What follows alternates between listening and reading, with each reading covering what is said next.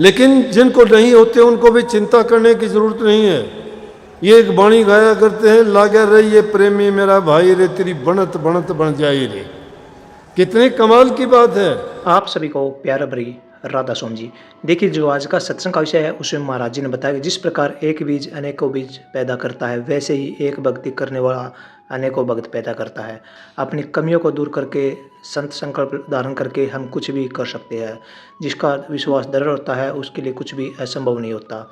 महाराज जी ने कहा कि जो इंसान गुरु की शरण में रहता है, जो इंसान गुरु के कहे वचनों पर चलता है, उसकी पीढ़ी दर पीढ़ी सुख शांति से अपना जीवन व्यतीत करती है और उसके जीवन में पाक साफ पवित्रता आती है। और साथ ही सतगुरु महाराज जी ने बताया कि आप हमेशा भक्ति में लगे रहो, आपको कुछ न कुछ हासिल जरूर होगा। आपको परमात्मा की प्राप्ति होगी, आपको सच्चे ज्ञान की तलाश है वो पूरी हो जाएगी और आपका जीवन है वो सार्थक बन जाएगा। तो चलिए आपका कीमती समय सत्संग को शुरू करते हैं। कृपया सत्संग को पूरा सुनकर पुण्य भागीदार अवश्य बनिए। राधा। जब तक ये मलिनता हमारे अंदर भरी हुई है, जब तक ये कमियां हमारे अंदर हैं, तब तक लाख कोशिश कर लो। अनेक रास्ते भक्ति के हैं, लेकिन हम गृहस्थियों के लिए बड़ी कृपा हुई इस युग में। क्यों कही कि कलयुग में स्वामी दया बिचारी, प्रगट करके शब्द पुकारी, तीन छोड़ चौथा पद दीना, सतनाम सतगुरु गत चिन्हा। इस कलयुग में सूरत शब्द योग को बहुत ही सुलभ और आसान तरीके से करने का तरीका बता दिया। सतनाम सतगुरु गत चिन्हा, सतगुरु के रास्ते पे चल के सतनाम को जो चीन जाएगा, लेकिन उसके चीनने के लिए हमें सबसे प्रथम है नाम का सुमरण करना, ध्यान करना, अभ्यास करना। जब तक नाम का सुमरण नहीं करते, चिंतन और है ही नहीं हमारा, कुछ हाथ नहीं लगेगा। महापुरुषों ने जो कहा देख के कहने लगे कि तुम अपना छोटा मन क्यों करते हो, क्यों सोचते हो ऐसा नहीं होगा। उन्होंने बहुत बड़ी बड़ी बात कही। वो कहते हैं चढ़ दे सूरज ढल दे देखे, खोटे सिक्के चल दे देखे, प्रभु की कृपा से पानी ऊपर चल दे देखे। और जिन्होंने प्रभु की भक्ति नहीं की, खाली हाथ वो मरते देखे। जिन्ना दाना कोई दुनिया विच ओ पुत्र भी पढ़ते देखे, लोग की कहते दाल नहीं गलदी, हम तो पत्थर गलदे देखे। कोई पैरों ते नंगा फिरता, कोई सिर ते ढूंढे छावा, मैनू सतगुरु सब कुछ देता, मैं क्यों ना शुक्र मनावा। अरे सतगुरु सब कुछ देता है, दुनिया में क्या नहीं देखा। ये सूरज जो चढ़ता है सुबह को, ढल जाता है शाम को। खोटे सिक्के का मतलब खोटी चीज जिसको हम बुरा मान लेते हैं कि किसी काम की नहीं, वो भी किसी वक्त में बहुत काम आ जाती है। और करनी बहुत बड़ी है, करनी करने वाले क्या क्या नहीं कर जाते।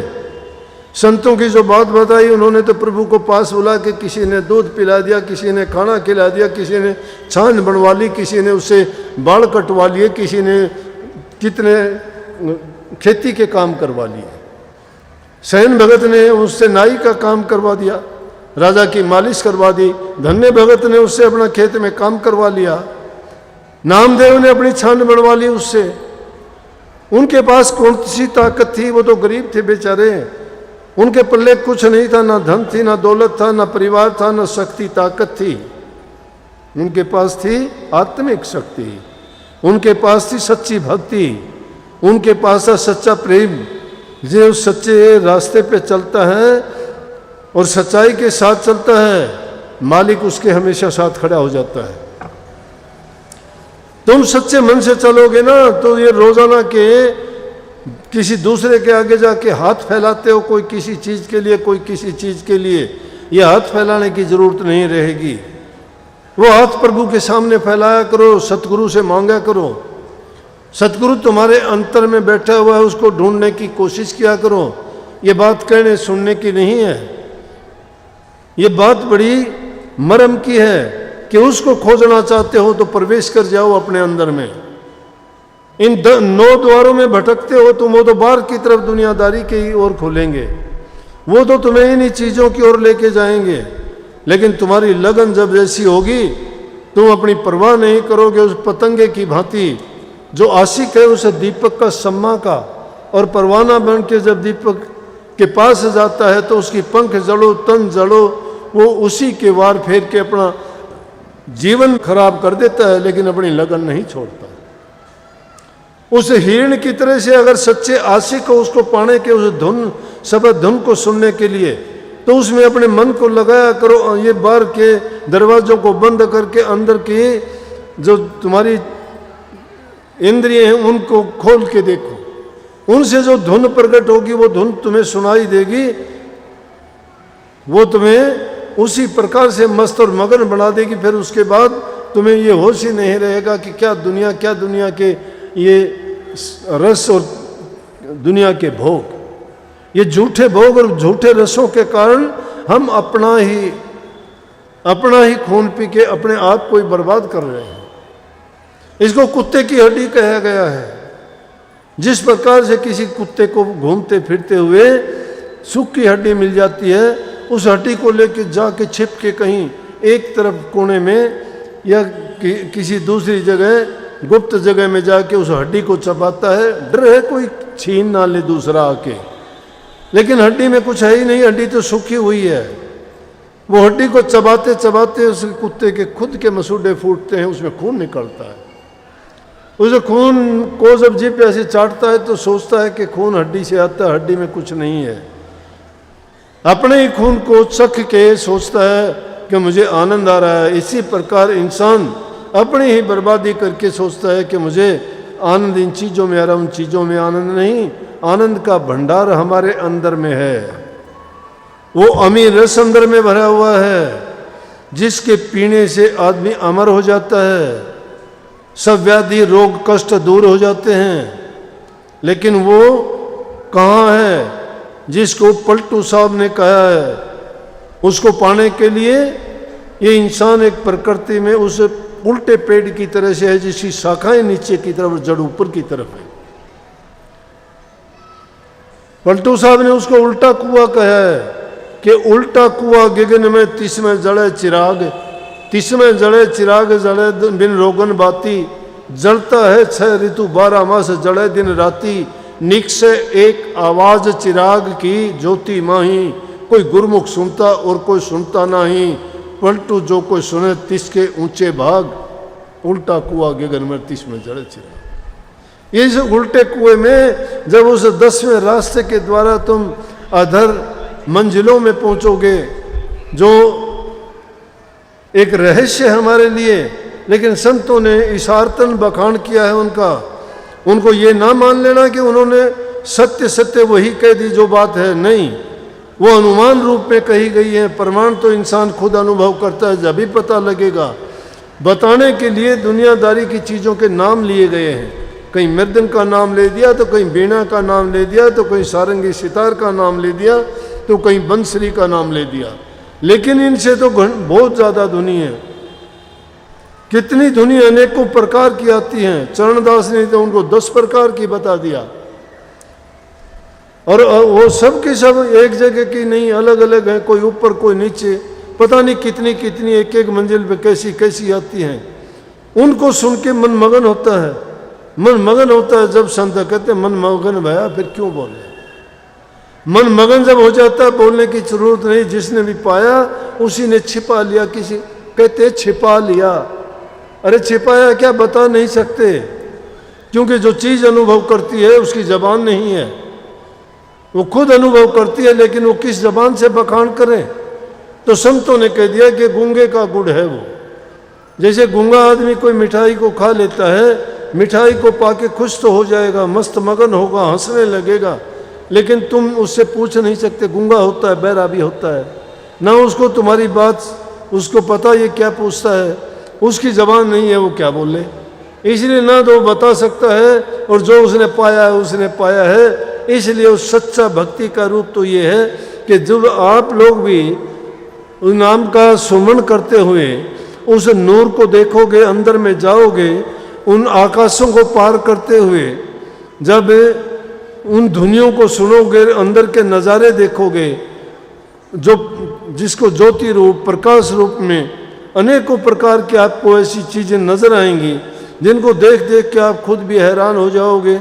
लेकिन वो चीज़ें इस संसार में विशाल और विराट रूप में बनाई गई हैं और वही इंसान के शरीर में सूक्ष्म रूप में बनाई गई हैं। उनमें चलने के लिए जो 3 मुख्य नाड़ियां हैं, बाईं ओर को एड़ा नाड़ी है, दाईं ओर को पिंगला नाड़ी, ये उन इलाहाबाद के पास में गंगा, जमुना और सरस्वती तीनों नदियों की भांति है। उनमें 2 तो जाहिर में हैं, लेकिन तीसरी सरस्वती गुप्त है। इसी प्रकार से जो तीसरी नाड़ी है सुषुम्ना नाड़ी, वो उन दोनों में गुप्त रूप से जाके मिल जाती है। असल रास्ता वही है, उस पे ही चल के साधक ऊपर चढ़ते हैं, चलते हैं, और उन मंजिलों को पाने के लिए ये सबसे सुगम रास्ता भी यही है। और दूसरा रास्ता है ही नहीं, चाहे कठिन है तो सुगम है तो वो वही तीनों नाड़ियों के रास्ते पे चल के उस मंजिल को पाना है। लेकिन उसके लिए मेहनत कठोर करनी पड़ेगी, बाहर की वृत्तियों को रोकना पड़ेगा। अंदर में धीरे धीरे एक दिन का काम नहीं है। अभ्यास करते करते करते करते जब जाओगे बहुत टाइम लग सकता है। जिनके पवित्र विचार हैं, पीछे की अच्छी करनी है, पिछले जन्मों में नेक कर्म करके आए हैं, या भक्ति के रास्ते पे चलते हुए उनके रास्ते में कोई बाधा आने के कारण दोबारा इंसान का चोला मिला है, तो उनको बहुत जल्दी भी ऐसे अनुभव हो सकते हैं। लेकिन जिनको नहीं होते उनको भी चिंता करने की जरूरत नहीं है। ये एक वाणी गाया करते हैं, लागे रही ये प्रेमी मेरा भाई रे, तेरी बनत बनत बन जाई रे। कितने कमाल की बात है कि लगे रहो, लगे रहो, घबराओ नहीं, पीछे ना हटो। मंजिल को पाने के लिए आगे बढ़ते हैं, पीछे कोई नहीं चलता। जो जिस काम में सब दुनियादारी के कामों में लगते हैं, वो आदमी ज़्यादा से ज़्यादा ही किसी चीज़ को प्राप्त करने या ऊंचे पद पर पहुंचने की कोशिश करते हैं। वो आगे ही बढ़ते हैं, पीछे मुड़ के नहीं देखते। इसलिए भक्ति के मार्ग में हमारी गिरावट क्यों होती है? इन चीज़ों के कारण, उन विषय विकारों के कारण, अपनी बुरी सोच के कारण, अपने पाप कर्मों के कारण हम गिरते हैं। नहीं, कोई इंसान गिरता नहीं, आगे बढ़ेगा। और उसके लिए आदमी को रात दिन अपनी खुद की निगरानी करनी पड़ेगी। इसको मन को भटकने से रोकना पड़ेगा। ये तो बार बार आपको गिराने की कोशिश करेगा। हर चीज़ में ये आपको, जब प्रभु की भक्ति की ओर लगोगे, ध्यान करने लगोगे, सुमन करोगे, अभ्यास करोगे, तो आपको उससे इतना वो करेगा कि आपका मन हटने लग जाएगा कि नहीं, सुस्ती ला देगा। ये करेगा कि कल को शुरू करेंगे, परसों करेंगे, कोई दूसरी चीज़ ऐसी याद दिला देगा, कहेगा इसमें क्या रखा, उसमें मन लगेगा, उसको छोड़ के उस दूसरी चीज़ में अपने मन को फंसा देंगे। लेकिन उस टाइम पे ये अपनी पैरा देना है, इस मन पे पैरा देना है। महात्माओं ने अनेक तरीके बताए हैं उसको, मन को रोकने के लिए। जब मन ऐसा करता है तो उस मन को छकाओ, एक ही दिन में ऐसा काम कर दो कि मन आगे कभी सोचे ही ना। प्रवचनों को पूरा सुनने के लिए का बहुत बहुत धन्यवाद। हम आशा करते हैं अपने प्रवचनों को बड़ा ध्यान से सुना होगा। तो जैसे पहले सत्संग जी आपने सत्संग में सुना, महाराज जी ने बताया कि अगर आप कुछ भी नहीं कर सकते तो आप कम से कम भक्ति अवश्य कीजिए। भक्ति से आपको सब कुछ प्राप्त हो जाएगा। भक्ति में सब कुछ है, जो कुछ है परमात्मा का ज्ञान, संसार का ज्ञान और सुख, सब कुछ भक्ति में ही है। जो इंसान सच्चे गुरु की भक्ति करता है, सच्चे मन से भक्ति करता है, उसका परिवार और उसका जीवन प्रकाश की तरह चमकता है। और साथ ही जैसे सतगुरु महाराज जी ने बताया कि आप हमेशा अच्छे कर्म कीजिए, अच्छे कर्मों से ही आपका संसार सुधरेगा, अच्छे कर्मों से आपका परिवार सुधरेगा और अच्छे कर्म ही आपको आगे लेकर जाएंगे। तो कृपया गुरु महाराज जी की इन बातों को आप अपने जीवन में अवश्य उतारिए और अपने जीवन को सार्थक अवश्य बनाइए। और साथ ही अगर आपको सत्संग अच्छा लगा तो कमेंट बॉक्स में राधा स्वामी लिखकर पुण्य भागीदार अवश्य बनिए।